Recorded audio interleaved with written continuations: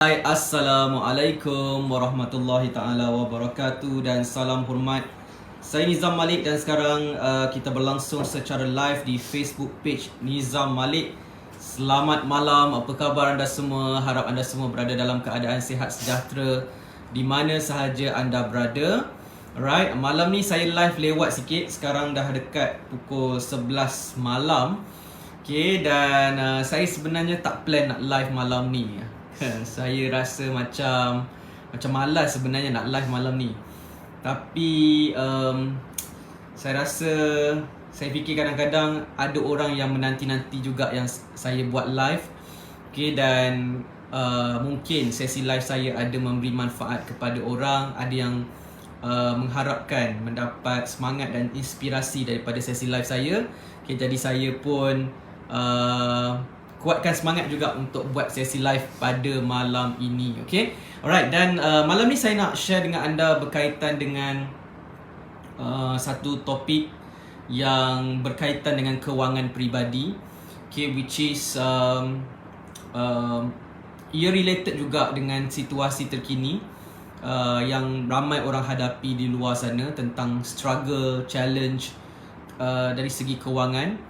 Okay, ramai orang sebenarnya struggle dari segi kewangan, dan saya rasa perkara yang penting untuk saya kongsikan kepada follower saya di Nizam Malik page adalah macam mana untuk mempunyai tahap kewangan yang lebih baik pada tahun 2022. Okay, so kalau anda belum tidur, okay, dan anda ada kelapangan malam ni, boleh join sesi live saya, dan saya nak kongsikan dengan anda sesuatu perkara yang mentor saya pesan kepada saya pada tahun 2012. 2012 adalah tahun di mana saya baru sahaja memulakan kerjaya saya sebagai pegawai farmasi di Kementerian Kesihatan Malaysia, dan masa tu baru saya dapat income ataupun pendapatan lah, dapat gaji kan.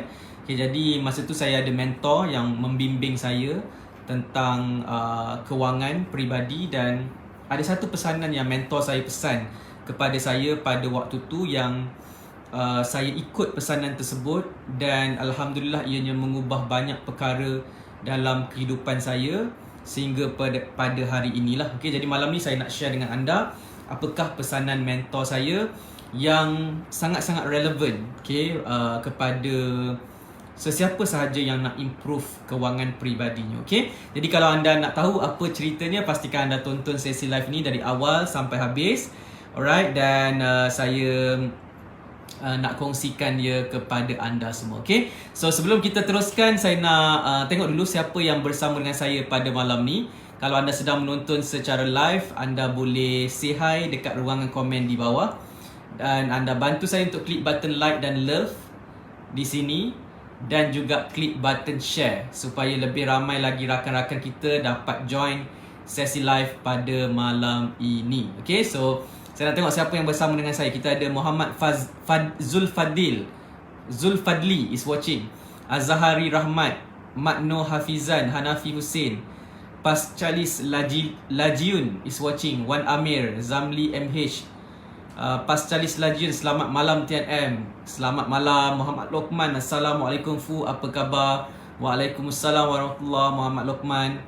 Barati Raja Selvarani is watching.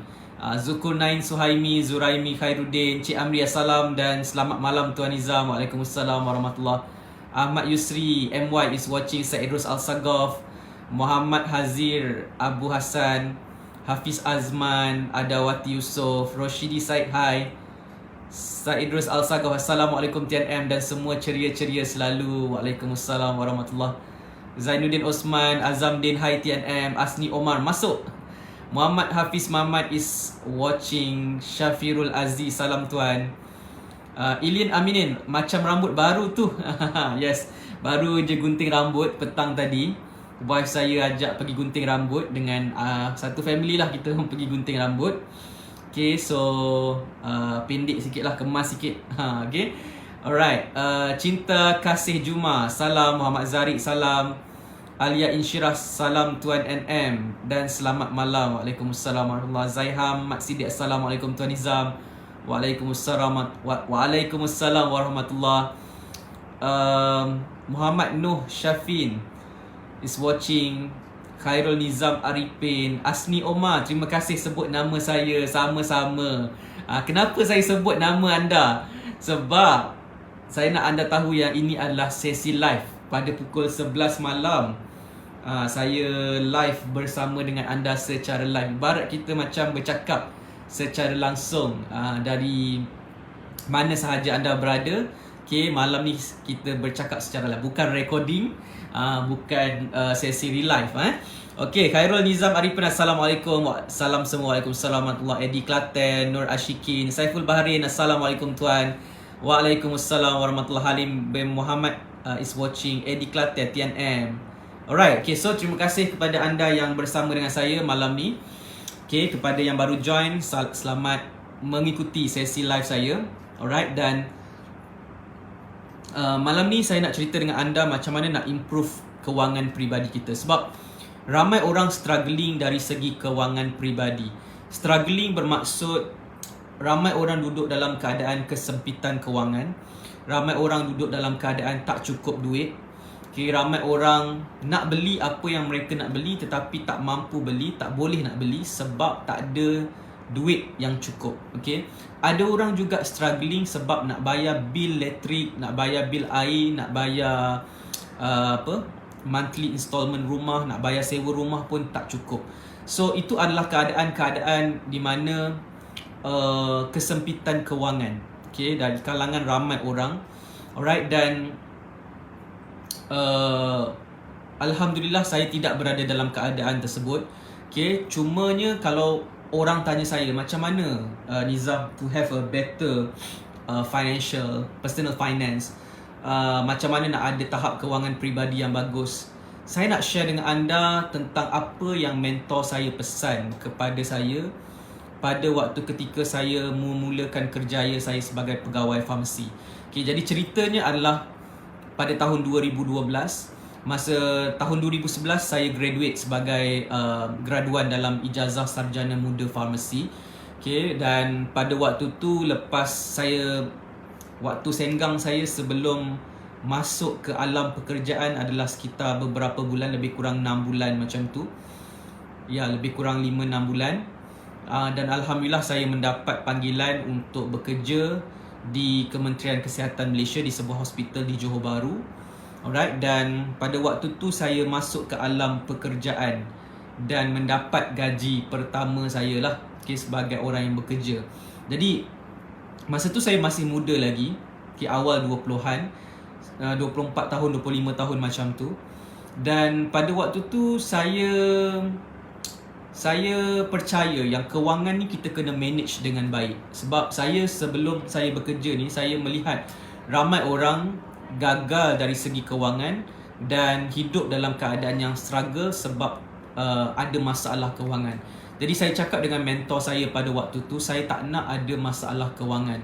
Saya tak nak duduk dalam keadaan saya struggle dari segi kewangan.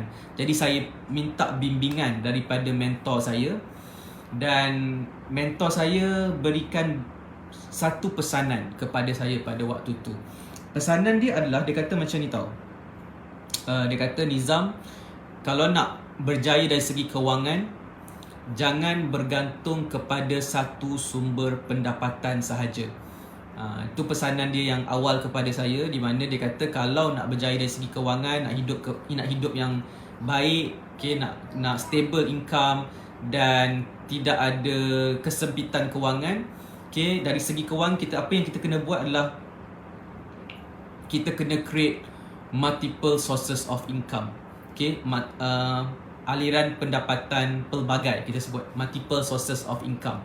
Okay, jadi itulah pesanan mentor saya kepada saya pada waktu tu. Okay, di mana saya belajar dengan mentor saya ni, dia guide saya.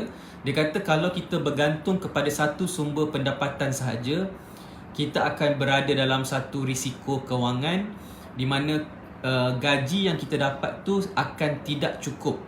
Akan tidak cukup untuk menampung segala keperluan hidup dan juga apa yang kemahuan hidup kita. Okay? Keperluan dan kemahuan. Dalam hidup ni kita ada keperluan kita, dan juga kita ada kemahuan. Okay, jadi kalau kita nak memenuhi kedua-dua benda tu, okay, kita tidak boleh bergantung kepada satu sumber pendapatan sahaja. Itulah pesanan mentor saya. Jadi bila tak boleh bergantung kepada satu sumber pendapatan sahaja, mentor saya pesan, dia kata kalau nak berjaya dari segi kewangan, kena create multiple sources of income, sumber pendapatan pelbagai. Bermaksud, kalau anda ada satu sumber pendapatan sekarang, ada income dari gaji contohnya, itu adalah satu sumber pendapatan. Jadi apa next step anda kena buat adalah kena bina saluran pendapatan pelbagai. Saluran pendapatan kedua, saluran pendapatan ketiga, saluran pendapatan kelima. Lagi banyak sumber pendapatan kita, lagi berkuasa kita dari segi kewangan. Okay, itu ideanya yang mentor saya ajarkan saya pada waktu tu. So far boleh faham tak cerita ni? So far adakah anda masih bersama dengan saya? Kalau faham so far, dan saya nak teruskan sharing ni. Boleh komen faham dulu tak dekat ruangan komen. Terima kasih kepada anda yang klik like dan juga klik button love. Saya suka sangat bila ada button like dan love. Ceria dan meriah sikit sesi live kita pada malam ni. Okay, alright. Angel Abraham faham. Asni Omar faham. Okay, lagi Hasifuddin Makno faham ya. Okay, point saya adalah multiple sources of income. Okay, kena ada multiple sources of income. Okay, kalau bergantung kepada satu sumber pendapatan, makin lama makin struggle. Makin lama makin struggle. Okay, dan kenapa makin struggle? Sebab dalam sistem kewangan ni ada faktor inflasi.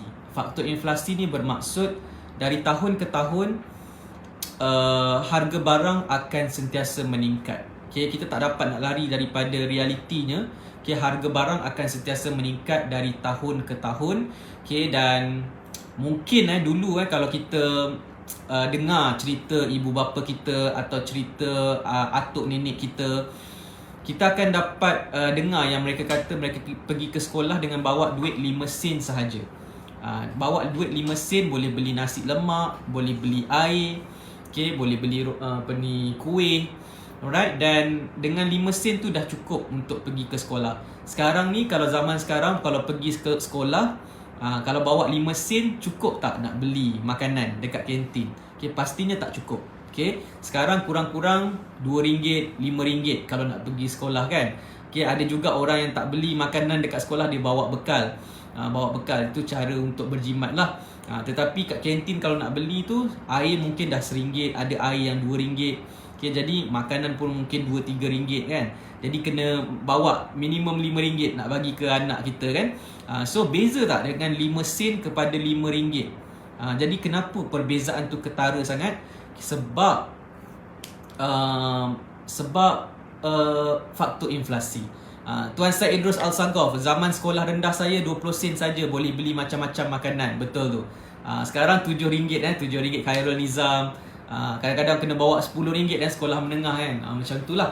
Jadi faktor inflasi ni menyebabkan kita punya kos sara hidup akan sentiasa meningkat. Dan juga kita punya komitmen kita akan sentiasa meningkat. Ada benda-benda yang kita nak beli, okay? Itulah perkara yang kita perlu fikirkan. Okay, right. So apa yang saya nak beritahu anda adalah, kalau bergantung kepada satu sumber pendapatan sahaja, maka kita tidak akan dapat cope dengan kenaikan kos sara hidup. Malik Leman, zaman saya hari-hari bawa 30 sen ke 50 sen paling banyak. Betul kan? Sekarang bawa 50 sen tak tahu boleh beli apa kan. Okay, right. So that's why itulah pesanan saya, mentor saya kepada saya. Kena create multiple sources of income. Kalau anda bergantung kepada satu sumber pendapatan sahaja, makin lama anda tak boleh nak cope dengan kenaikan kos sara hidup. Okay? Jadi dengan membina saluran pendapatan pelbagai sahajalah kita dapat mempunyai lebih banyak income, dan dari situ kita boleh mempunyai kehidupan yang lebih baik. Okay? Alright. So itulah dia pesanan mentor saya kepada saya, dan itulah perkara yang saya mula lakukan sejak saya bekerja. Okay? Jadi nak dijadikan cerita, saya pun tanyalah mentor saya, apa nak buat kalau nak buat multiple sources of income ni, nak tambah sumber pendapatan.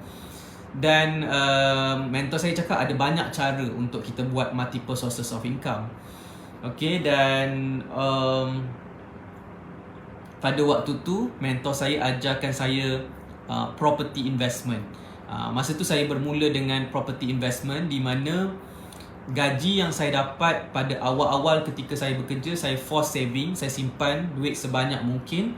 Okay, dan saya invest dalam property. Pada bermula tahun 2012 lagi, saya dah start beli property.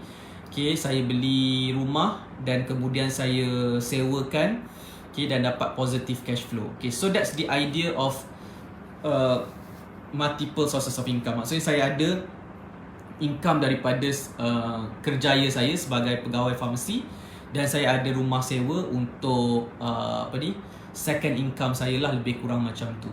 Okay, jadi apabila kita ada multiple sources of income, pendapatan kita berganda-ganda, bertambah-tambah lagi. Okay, property adalah satu. Contoh, beli satu property, lepas tu tambah lagi beli satu property lagi, tambah lagi beli property. Okay, so itu adalah perkara yang kita boleh tambah sebagai untuk meningkatkan kita punya income. Okay, multiple sources of income. Selain itu juga kita boleh buat business. Okay, bila kita ada business, okay, kita ada lagi satu saluran pendapatan. Satu lagi, kalau kita buat pelaburan saham contohnya, pelaburan saham, kita trade saham ataupun kita buat keuntungan melalui dividen, itu juga adalah satu lagi sumber pendapatan. Jadi bila kita ada banyak sumber pendapatan, maka dia ibarat macam anda cuba bayangkan paip air dengan baldi. Paip air dengan baldi ni maksudnya ada satu baldi yang kita nak penuhkan air dia. So kalau kita ada satu paip sahaja, okay, kita ambil masa untuk penuhkan dia. Okay, tetapi kalau bayangkan kita ada banyak paip, okay, yang mengalirkan air ke dalam baldi tersebut, satu baldi tersebut, maka air dia cepat penuh. Sebab kita ada banyak paip. Paip tu macam sumber pendapatan lah. Air yang mengalir tu pendapatan kan. Jadi pendapatan masuk dekat dalam satu kita punya baldi tu, maka cepatlah kewangan kita meningkat. Cepatlah air penuh dekat dalam baldi tersebut. Masalah ramai orang adalah dia punya paip satu je.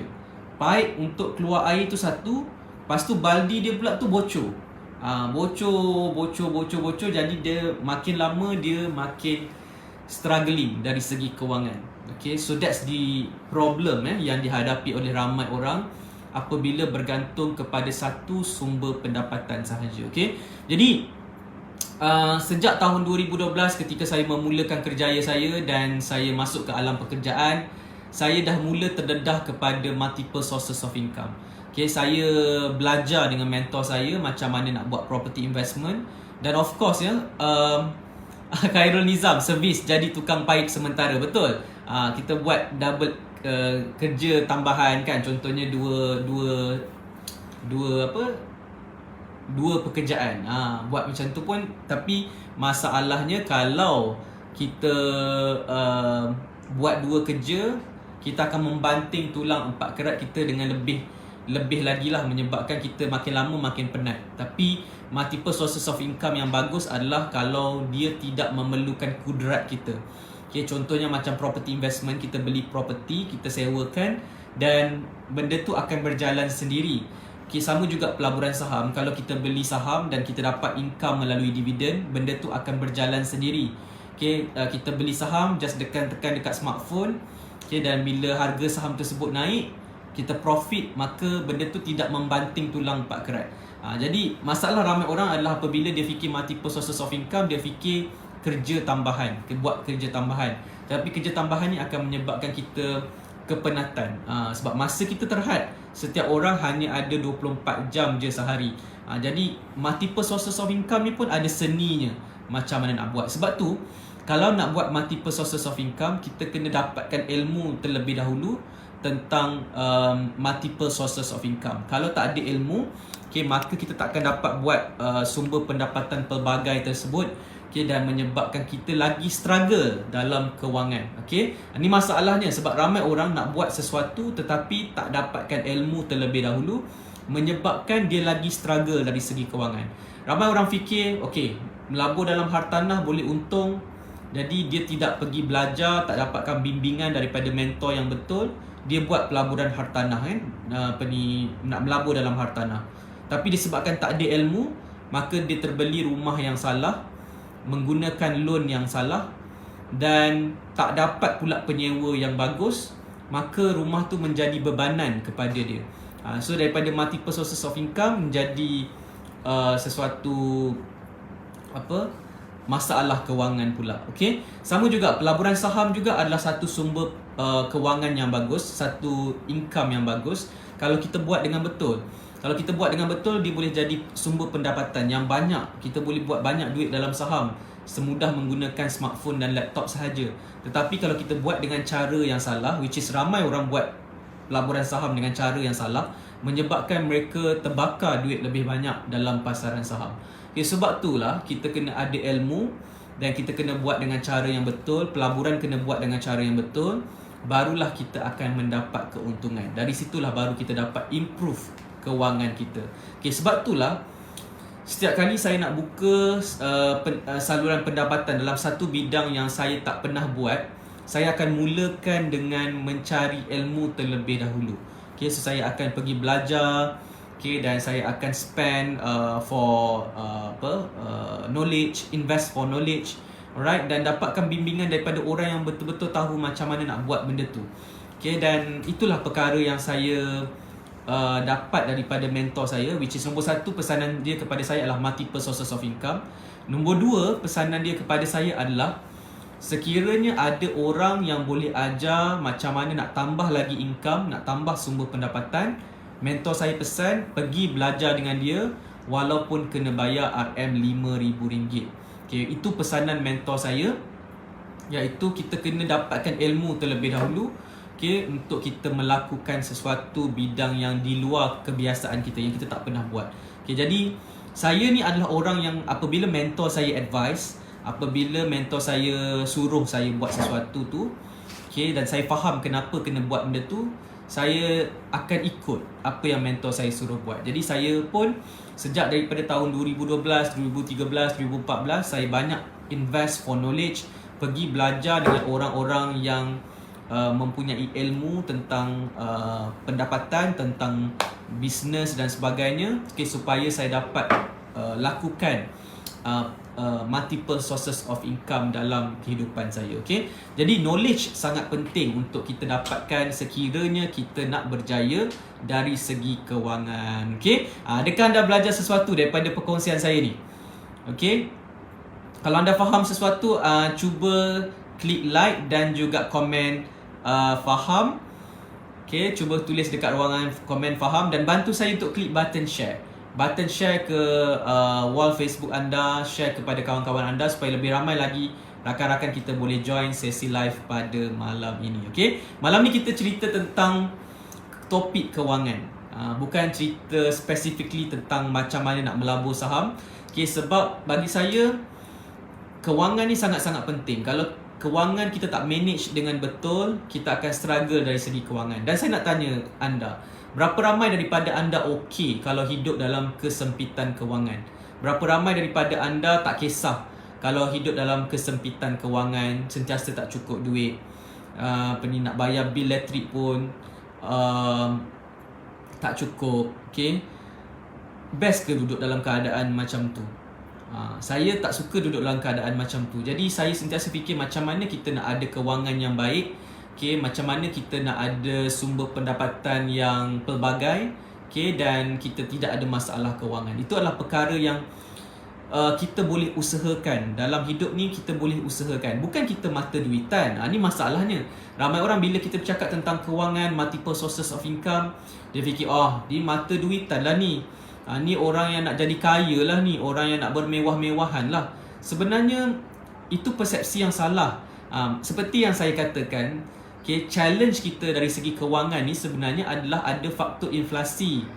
Okay, ada faktor inflasi yang menyebabkan kenaikan kos sara hidup dan menyebabkan komitmen kita meningkat dari tahun ke tahun.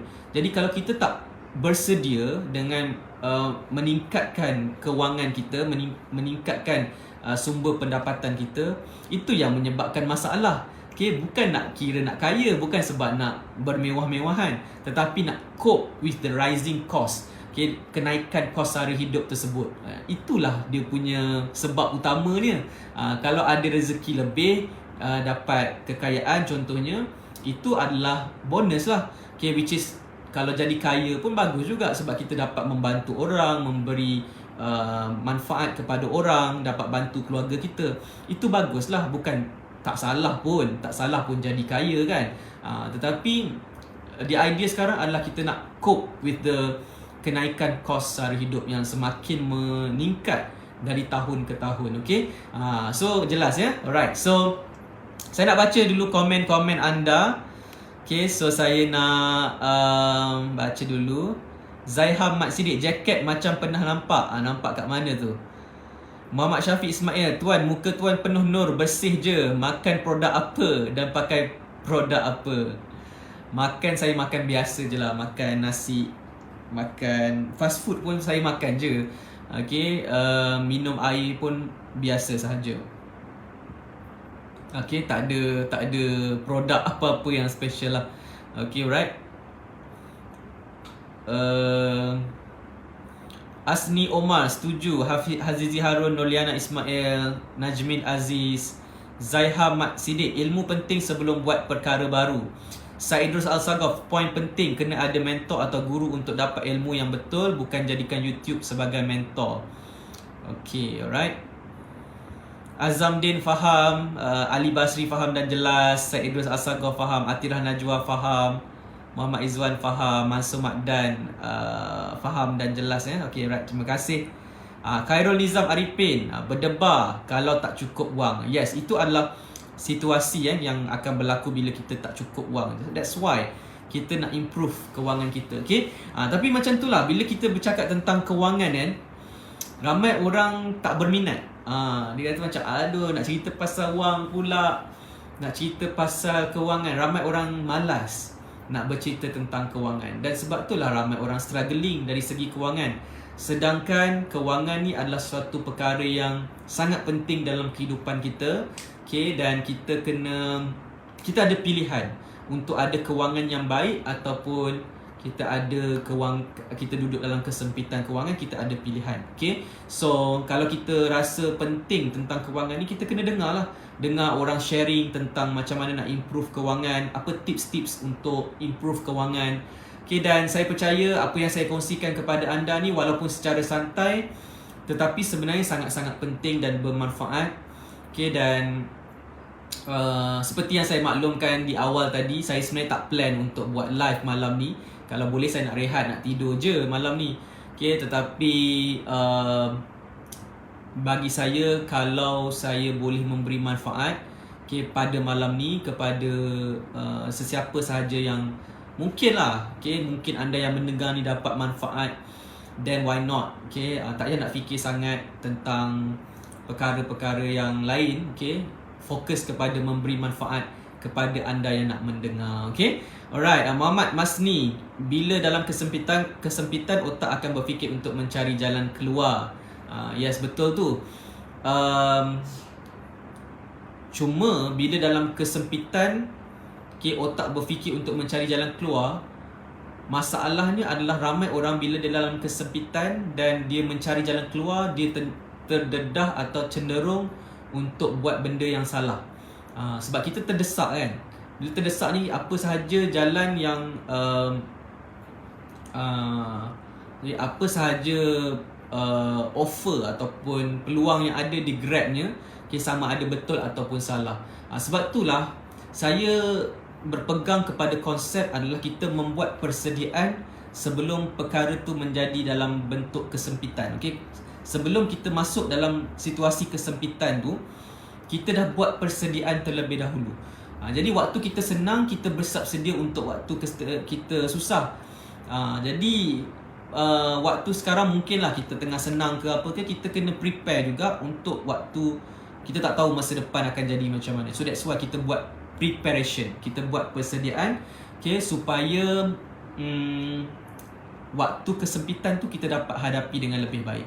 Tapi kalau kita tak buat persediaan, okay, takut-takut masa kesempitan tu kita tak bersedia menyebabkan kita collapse ataupun kita buat sesuatu mengikut jalan yang salah.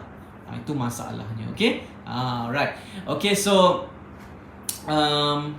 itulah benda yang saya nak share dengan anda. Alhamdulillah, saya blessed sebab di awal waktu saya memulakan kerjaya saya sebagai pegawai farmasi, ketika saya masuk ke alam pekerjaan, saya sudah ada mentor yang pesan kepada saya, yang ajar saya, yang bimbing saya dari awal.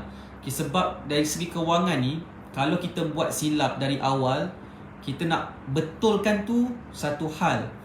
Kita nak betulkan ni satu hal. Lebih mudah kalau kita buat dari kewangan ni dari awal dengan cara yang betul. Dan mungkin anda yang sedang mendengar ni, mungkin anda rasa anda dah berumur. Mungkin umur anda 45, 50 tahun, 55 ke atas kan. Anda rasa anda dah terlambat. Sebenarnya selagi kita ada nyawa, masih ada masa, kita masih boleh improve kewangan kita. Kita boleh start lebih awal. Alright. Dan apa yang lebih penting lah, kalau lah anda rasa anda dah berumur, dan mungkin anda ada anak-anak yang sekarang sedang membesar, inilah ilmu yang anda kena sampaikan kepada mereka. Bimbing mereka. Kita sebagai ibu bapa ni, kita kena bimbing anak-anak kita supaya mereka dapat melalui cabaran kehidupan dan kewangan pada zaman mereka yang 20 kali ganda, 10-20 kali ganda lebih mencabar berbanding zaman kita.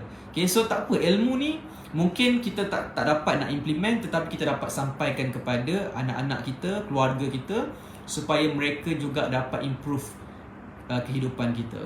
So contoh multiple sources of income ni adalah ilmu yang kita kena beritahu kepada anak-anak kita, supaya mereka dapatlah ilmu ni dulu di awal waktu mereka memulakan kehidupan mereka.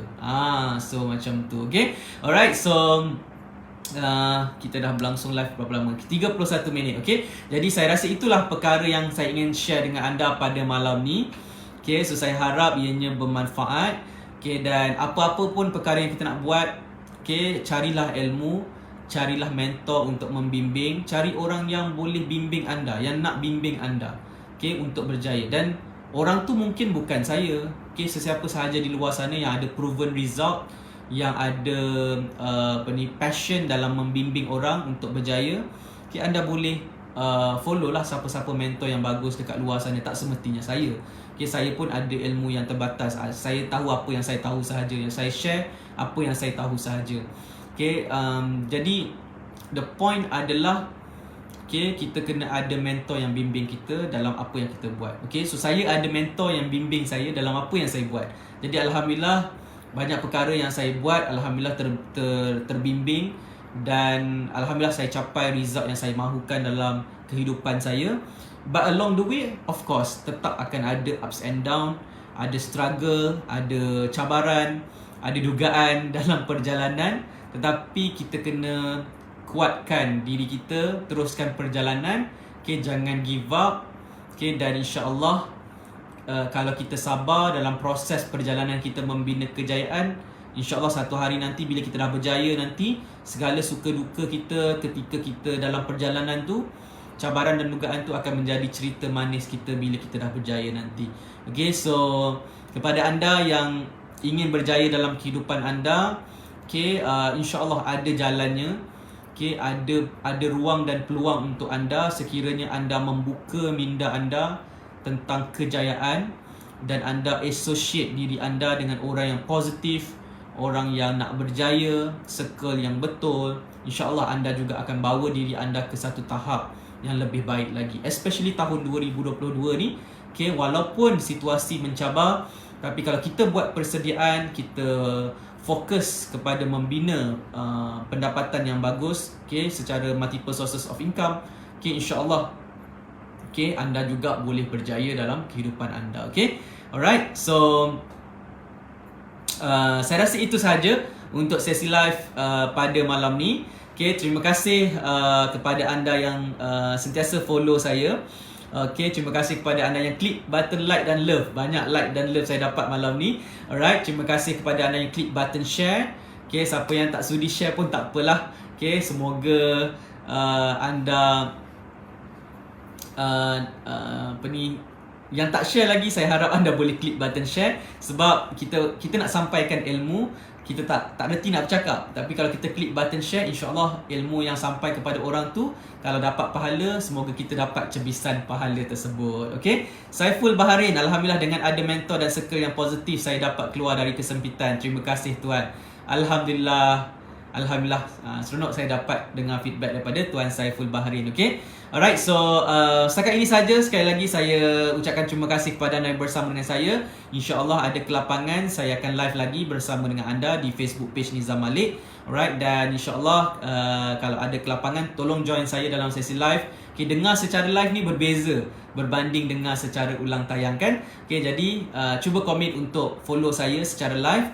Kalau tak boleh follow secara live dan tonton secara ulang tayang, kena tonton berulang kali. Okay, semoga lekat apa yang saya sampaikan kepada anda dan mungkin ianya akan mengubah kehidupan anda. Okay, so sekian saja daripada saya. Kita jumpa lagi. Assalamualaikum warahmatullahi taala wabarakatuh. Dan salam hormat, saya Nizam Malik dari Saham Mastery UR TNM. You are the next millionaire. Take care dan bye-bye.